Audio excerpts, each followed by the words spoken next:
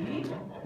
Woo, thank you, Vivian. Is that a Karen Drucker? Yes. Yes, that's a beautiful, beautiful song. Very powerful words. Well, this morning, our speaker is someone that if you've been coming to Unity at all would know. It's our lovely Reverend Pat. She's going to be talking, and her talk is actually leading us into something new here at Unity, in that we are going to do what's called a community book study. So rather than scurrying off into a little room and having just a few of us look at a book, we're doing it community-wide. And the book is called Finding Yourself in Transition, and we have copies at the bookstore. You can also get it on e-reader.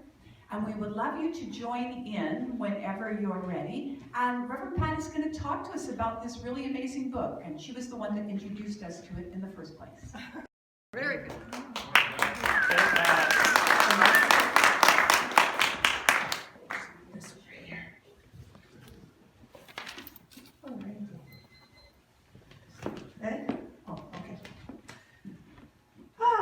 Welcome everybody. The brave souls that came. Just a minute, I just want to do something. Oh, those are cool. I didn't know if they were flat or couldn't see. They're neat little red things. Oh, of course, because it's February. Duh. Oh, so how many of you are going through changes in your life? Anybody knock their head up? Are you having to change, like is your body changing? Anybody getting older? Any change in your relationships? Is anything, in your relationships, maybe an old one ending or a new one starting? Who knows what's happening? How about where you live? Any changes in your living accommodations and your style and stuff? Yeah. How about your finances? Those of you that are taking absolute abundance, who knows what's going to happen? You're just opening yourself to it. How about your job or your career? Any changes? There's always some, aren't there? Yeah. How about your consciousness now? There's a biggie. There's a biggie. Any change in your how you become aware of what you're creating? Those of you in the course, this is the main, what you'll get out of it is a change in your consciousness. To know that you are prosperous, that you are creative, and that, sometimes you have to take more responsibility for the results that you're creating. So any other areas in your life? Anybody? Right. Anything else? Most of them. Most of them. Most of them? Yeah. Whatever. Wouldn't it be nice if we knew exactly what was going to happen before it happened, so that we could control what was going to happen? That's, most of the time we're pretty unprepared for the changes that take place. They can be like slow, or they can be instantaneous. When I was a nurse in the intensive care ward, most of my time was one of the responsibilities. It wasn't just physical, but it was emotional and spiritual. And one of the things that we did as intensive care nurses was spend quite a bit of time helping the patient and the family cope with their changes. More often, the family, I've had guys put their fists through walls because they were so upset with what was going on with their mother. And it's, people, there's no book that says how to behave when your loved one is unconscious in intensive care. There's nothing we can give them. Everybody reacts in their own way to the changes that are going on in their lives. People have been going on, planning things, and then suddenly, bam, something happens. An accident, a sudden illness, some kind of catastrophe. It's just, mostly people are in shock. I know I was in shock when 3 years ago I had my heart attack and then my subsequent open heart surgery. I was just in shock. I had no idea that changes were taking place in my body. Absolutely no idea. People said to me, "Did you feel better now after your surgery?" When they did 3 bypasses, I said, "No, I was fine before." Never knew there was anything wrong. And all the time it had been going on. It wasn't instantaneous, but obviously there was like a tipping point that I reached. And I was my first reaction when I realized I was having a heart attack, I said, oh no, this is going to ruin my status in my travel insurance. Because I was A1 in my travel insurance. No illnesses, no medications. I answered no to all the questions, and now I'm thinking, well, that's shot to hell. I actually debated with myself whether I should call 911 because I knew what the results were going to be if I did. I didn't want to hear that. But oh yeah, oh well, they hooked me up, and there I was in the middle of having a heart attack. Thank goodness it was just a little one, because it was just one of the minor arteries on the heart. But then when they did the angiogram and saw the rest of it, it's like, oh, you're not leaving till we fix you up. Wasn't that, remember that time, Susan? That was an interesting time with some changes. They had no beds, and they stuck me in the sunroom at the end of the hall with all these people coming in and out and making telephone calls and visiting with them. I said, you're in my room, get out. and it was the one thing I could try. I put signs on the door and then spoke to the head nurse. The administrator of the hospital came and actually put signs on the door to stop people from coming in until they could get me a real bed. It was like Grand Central Station. I'm sitting there thinking, people, this is my bedroom you're in, all these strangers doing jigsaw puzzles, and I'm thinking, get out. Anyway, it was, but I was certainly not happy about having a heart attack. I had plans. You know, that was the year that Unity of Calgary did the Canadian conference. It was going to be next week. And then after that, I was going to get my road trek and go to Kelowna. My son had rented a cabin and a cottage on Salmon Lake, or Salmon, what do you call it? Salmon. Yeah. And then I was going to go to BC. I mean, I had plans, not a happy camper. I didn't have time. It never occurred to me that I might die. Never for 1 minute. Like, just fix it and let me get on. Never occurred to me that I might. Of course, my family thought, oh my God, they were all like, ah. And I'm thinking, what's your problem? Like, what's going on? I mean, they didn't tell me till after, but they thought, you know. But so often this change isn't such a huge, life-changing one. It's like these niggly little situations that keep happening, and we think that if we just ignore it, maybe it'll go away, you know, that back problem, or, you know, we all have those little things, and just ignore it, and let's get on with life. How does that work for you? Doesn't it come up and hit you in the face sometimes? Yeah.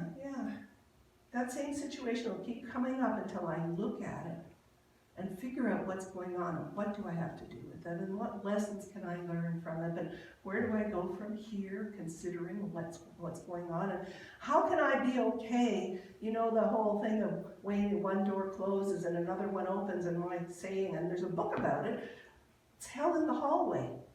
You're waiting for that door to open, and you're thinking, why, how long do I have to stay like this? So Unity Minister Robert Brumet's book, Finding Yourself in Transition, deals with exactly that. Now this is interesting because you guys have a different version. Where's but he's written, you see how the title used to be? Yeah, this is what the new one looks like. And how many copies do you have of this? 15. 15 copies, oh, perfect, okay. So I'm sure there's enough for everybody here that wants, you guys that brave the cold get first dibs.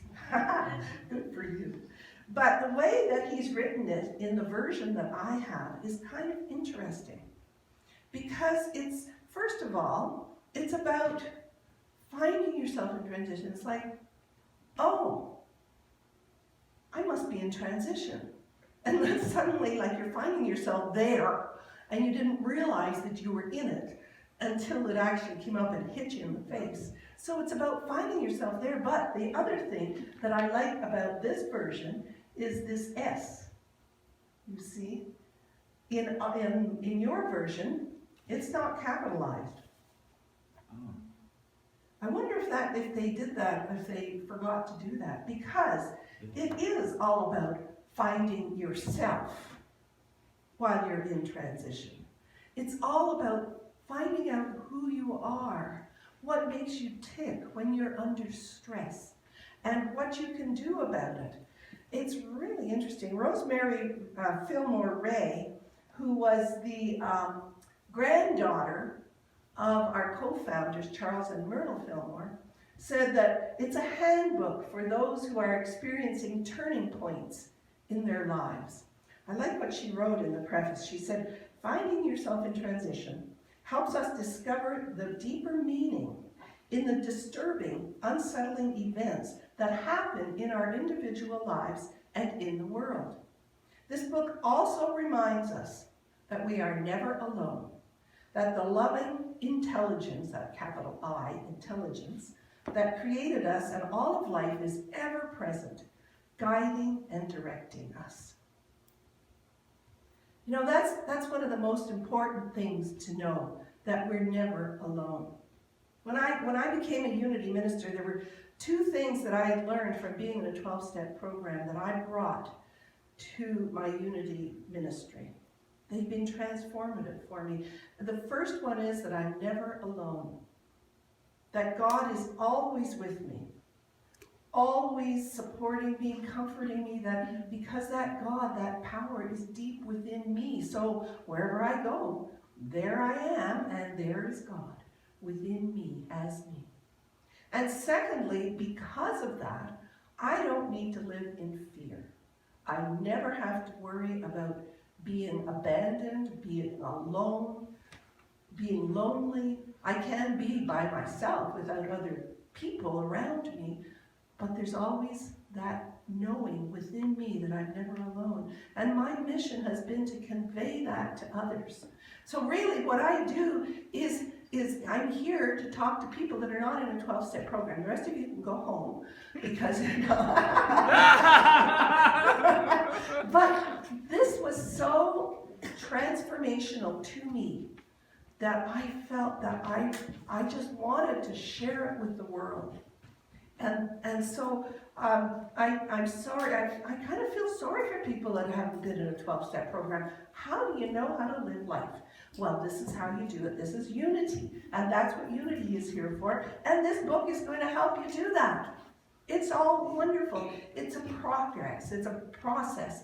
And like, oh, that was such a perfect song for today. I will be gentle with myself. It's about progress, not perfection, when we're trying to live these spiritual principles.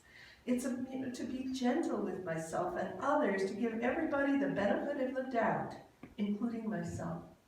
And to be allowing people to make mistakes, especially me, and ask for forgiveness and be able to receive it. So important when you are in transition, when you're going through something tough. Because that's when we need that knowing, isn't it? I mean, when things are going along nicely, do you ever learn anything? There's no lessons to be learned. You're just la-da-da-da-da. Like me going down the road in my road trek. Life is wonderful. I'm singing. You know, I just love. That's my happy place. Driving in that road trek. But we don't learn anything. It's only when we're challenged that we're forced to change. Right? Otherwise, we wouldn't. Yeah. Well, there's bad news and good news about that. The bad news is that things are never going to go back to the way they were. The good news is things are never going to go back to the way they were. Yeah. There has to be an ending and an in-between time that Brumet calls the void, and then the new beginning. As he says, it's our opportunity for spiritual rebirth. And so, in order to be successful in that, he says there's two conditions that we need to have. The first one is look clearly and see clearly what's going on. What are we making this mean? We're meaning-making machines. You know, that's what our brain is conditioned to do. That's what it's for. We get bombarded with about 400 billion bits of information every day. 400 billion. And our brain can process about 2,000 of those a second, which is what it does.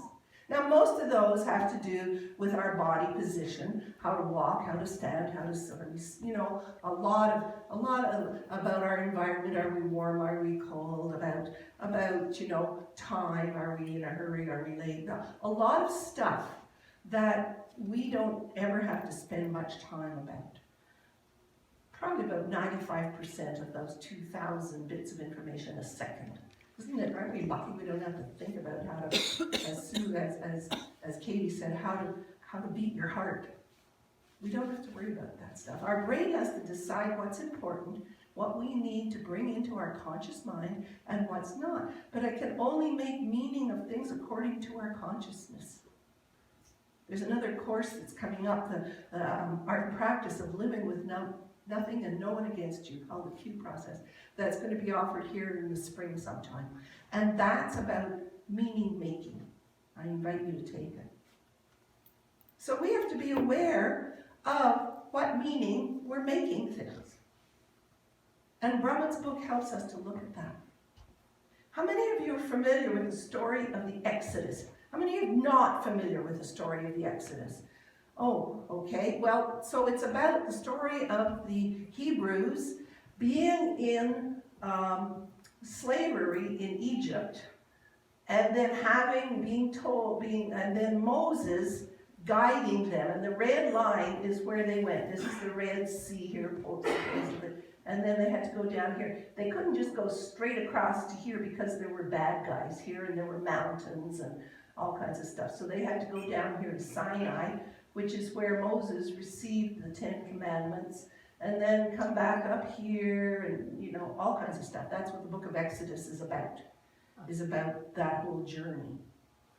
So, you know, I love the Old Testament. I love the Hebrew Bible because that's what scholars now call the Old Testament. Before, when I was a kid, it was Old Testament, New Testament. Now it's Hebrew Bible and Christian Bible. So, yeah. So now, and of course, as Christians, we also take in we study our heritage, but focusing on, and then there's the middle part called intertestamental part of the Bible. But I love teaching about the Hebrew Bible and the stories in it, because Unity does not take it literally. It takes it metaphysically. Meta means more than, and physical means what's written on the page. And that every character and situation and location in the Bible is a state of consciousness in us.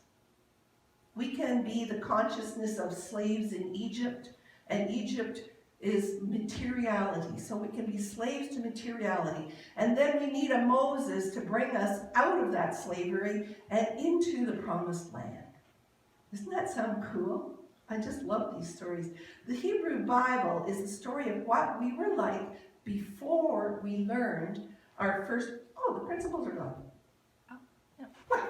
Oh, never mind. It's okay. It's all right. It's all right. That there's one power and one presence, and that we are, that because it's within us, it's everywhere present, we are also divine. And so the Christian Bible, and the Gospels and all the Acts and Revelation, that's all about how we can, what is our potential when we know we're divine. And one of the major contributions that Charles Fillmore made was this to mankind. Oh, thank you, Katie. You see, there's only one presence. You guys can't see. Ta-da! Only one presence and one power in my life. But we say that every day, every Sunday, don't we? But it's the second one, our essence is of God. Therefore, we are inherently good. This God essence was fully expressed in Jesus, the Christ. And as Jesus said, everything I've done, you can do too. He's nothing special. So, this is a metaphysical Bible dictionary. In it, Charles Fillmore defined metaphysically every name of a person and a location in the Bible, in the American Standard Version of the Bible. So it's kind of cool to look at it. It's from the classroom downstairs. You're welcome to come up and look at and see if you have a biblical name. I know Stephen is in there, And so there's all kinds of names and locations and places. If you've ever visited somewhere in the Middle East or around the Mediterranean, they'll be in there, and you can see what they mean and what state of consciousness that they hold. Those of you, on Wednesday night, those of you that will be in the classroom, you can look at it then. So, another thing that we have to remember when we're reading the Bible is that it's highly stylized, and it's only from the viewpoint of one culture. It's kind of like what I learned in Canadian history from the viewpoint of the settlers, the white settlers that came over. Not from the viewpoint of the people who've been here forever. Oh no, that's a totally different viewpoint and different story. So this, you've got to remember when you're reading it, the Hebrew Bible is from the viewpoint of the Hebrews. And there were no copyright laws at that time. So they were welcome to say whatever they wanted to say and to blow things up and make them much bigger than they were. But it makes a real fascinating study if you don't get hung up on the alternative facts, as we say now. But Brumet uses the story of the Israelites leaving their home in Egypt, which is an ending. That'll be the ending part that you're going to learn about. And traveling all across here in the Sinai Peninsula, which is, he'll be talking about that in the wilderness, in the void. And then about arriving at the promised land. Now that's another story that you'll have to learn. But, but it wasn't an easy journey, and it lasted, the Bible says, it lasted for 40 years. Now 40 is an interesting number. It's a metaphysical number. It means as long as it takes. So, when we're in transition, how long does it take us to get out of it? 40. 40 minutes, 40 seconds, 40 days, 40 months, 40 years, 40 lifetimes. Who knows? It's a number. It's really interesting. And usually, it lasts as long as we're resisting what's happening. As long as we want the situation to be different, as long as we want to have to control what's happening, or the people involved, you know, as long as we want to make it go away, we will be in the void. Yeah. So, as I said, the first condition to successful rebirth is to look clearly and see what's going on. The second condition is to respond wisely. Love that one. It's like the serenity prayer, you know. God grant me the serenity to accept the things I cannot change, courage to change the things I can, and the wisdom to know the difference. And that one has always been my stumbling block. The wisdom to know the difference between the things I can and can't change. Oh, it's easier said than done, isn't it?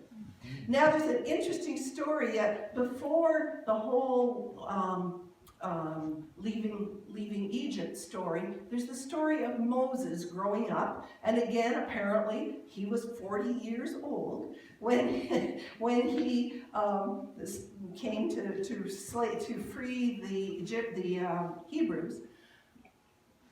How old was he? We have no idea. They certainly didn't follow the Roman calendar, so who knows what calendar, how long 40 years was. But anyway, so at the end, just nearing the end of that episode of his 40 years, when he was a shepherd and got married and blah, blah, blah, all this stuff, before he's been given his assignment from God, he comes across a bush that appears to be on fire. And he tries to examine it. He hears a voice saying, "Stop where you are, don't come near. Take the shoes off your feet, for the place in which you are standing is holy ground." Holy ground. His companions, the other shepherds that were with him, only saw a common bush, but Moses, in a flash of insight, realized that he became aware of his own creative potential. He knew that he's changed from just being a shepherd into being somebody else. It was a transformative point. And so we are always standing at that point of inspiration. It's up to us to know that we have this beauty and creativity inborn in us. We are the burning bush. I love this poem by Elizabeth,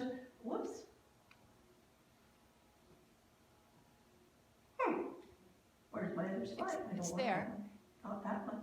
Oh, I'm missing one. Anyway, all right, I'll read it to you. So, Elizabeth Browning wrote a poem, and this is what she said. Earth's crammed with heaven, and every common bush afire with God, and only he who sees takes off his shoes. The rest sit around it and pluck blackberries. You don't realize the potential that's in you, because God creates us all expressions of that infinite life. That's what we're here to do. We may be on different, and we all are on different levels of expression, but there's greatness in every single one of us. In every one of us. Just as there's creativity and wholeness, and nobody can determine how long it will take for the unfoldment. How long will it take? 40 years.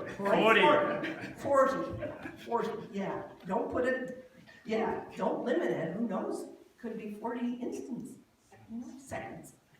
But there's this pattern of greatness within each of us to know how to respond. A potential, a possibility deep down that will lead us to be creative with solving our problems. We just have to learn to release the resistance and allow it to come forth from within us. So, to respond wisely to our transition process, we have to be willing to sit with the discomfort. Not just other people's discomfort, but ours too. Because we just want to make it go away. We get into the fight or flight response. I was taking class this week and it said the first two are fight or flight. Now what happens is that socially we've been taught that we can't, that if we can't, we're not supposed to. We can't run away. Whereas kids, we're told you sit there until I'm ready to talk to you. We freeze, and that becomes the issues in our tissues. So if we're in the void, and one door is closed and the other one hasn't opened yet, Brumet says we may attempt an external beginning before we're internally ready. We may feel so uncomfortable in the void and eager to get on with our life that through the power of our personal will, acting alone, we may make something happen. But what we've created is not a new beginning, but a pseudo-beginning. And there's a story in the Exodus, part of the Exodus story is a pseudo-beginning about them going into the promised land too early. But it's simply living the old life. It's not a new life that you're creating. It's simply living the old life in a new form. An external change is not necessarily a new beginning. The new beginning has to come from your heart. It'll only occur after we have completed the inner work that's part of the previous stages. And when we're internally ready, we'll find a way to create this external beginning.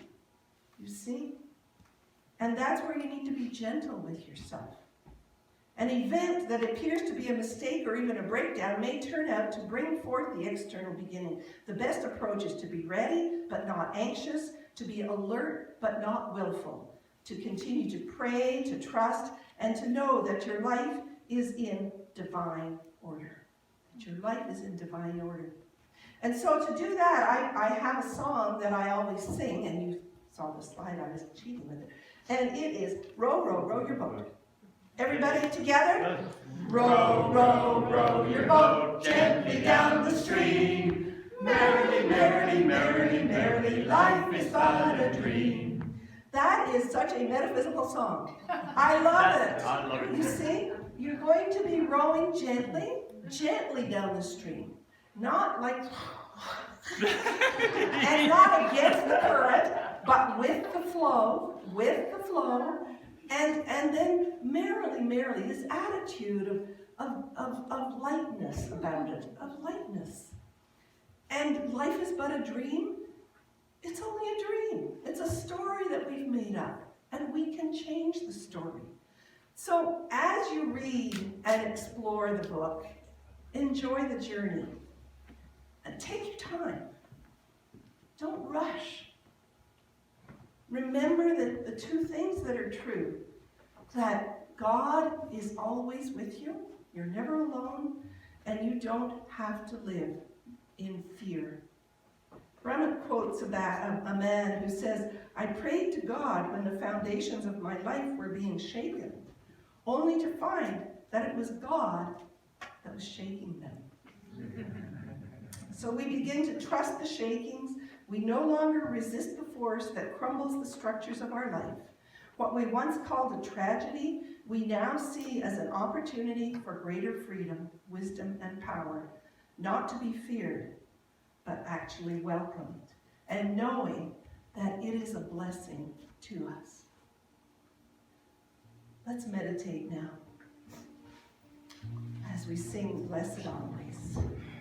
Blessed always, blessed always, for the arms of God surround us. Let our joy be so triumphant that we rest in God and say Amen. Blessed always, blessed always, for the arms of God surround us. Let our joy be so triumphant that we rest in God and say Amen. Blessed always, blessed always, for the arms of God surround us. Let our joy be so triumphant that we rest in God and say Amen. So take a deep breath in and rest. Feel your feet on the floor. Feel your toes in your shoes. Just the hardness of the floor. Now bring your attention to your hands. Look at your fingers. See the smoothness. Feel the smoothness of your fingernails.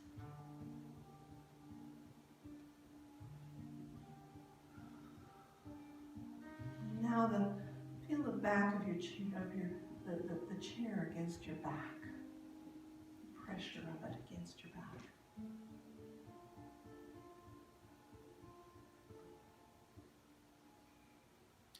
Gently close your eyes if you're comfortable with that. Breathe. Follow that breath into your heart.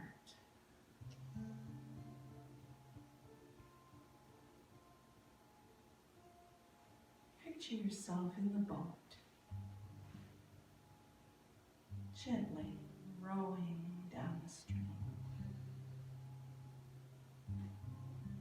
Going with the flow.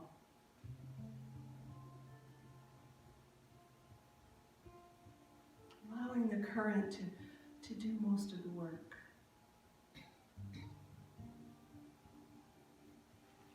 Beautiful sunny summer day. 25 degrees out.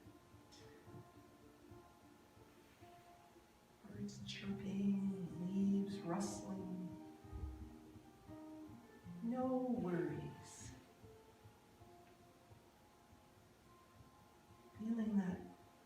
presence of God that you are, all within you and around you, above, below, surrounding you, comforting you.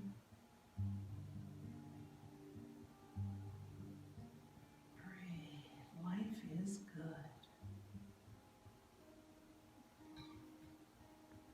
Trusting in your inner knowing to guide you and to steer a little bit this way or a little bit that way. It might be a tree branch or a rock in the stream that you see. You steer around it instinctively, knowing that it's not going to block you. Move forward.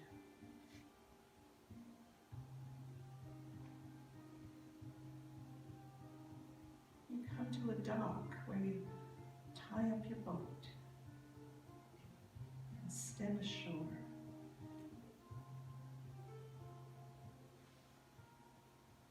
You carry your sense of peace, of power, of grace, and confidence with you.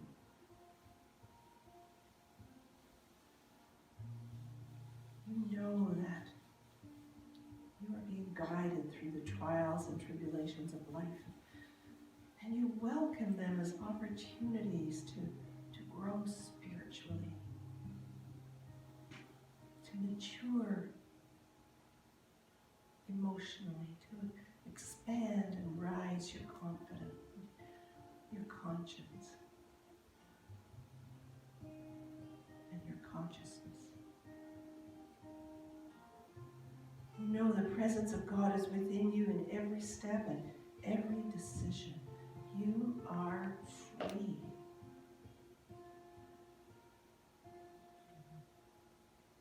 You can carry this energy of freedom wherever you go and whatever you do.